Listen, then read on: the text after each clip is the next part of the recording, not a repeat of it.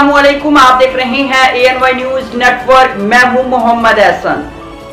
रहीम यार खां से हमारे senior reporter doctor Mohammad Imran Shafiq की रिपोर्ट के मुताबिक इंटरनेशनल ह्यूमन राइट्स मूवमेंट जनूबी पंजाब का इजलास ज़ेर सदारत डिवीज़न बहावलपुर के सदर सलमान खान मुनक्किद हुआ, जिसके मेहमान खुसूसी Makhdoom Shah Nawaz Hashmi, Sardar Sajid Mahmood Khan Rind, chamber of property dealers association के ज़िला सदर राना कमरुज़्ज़मा थे।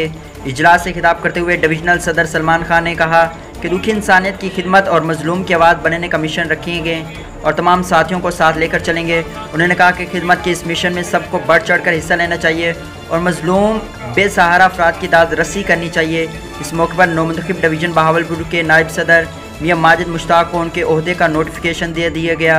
इजलास में तहसील सदर मोहम्मद इकराम शफ़ी, सिटी सदर Zeba Zafar, city chairperson Aqsa Bukhari advocate ने नौमुंतखब डिविजनल नायब सदर को फूलों के गुलदस्ते और मुबारकबाद पेश की।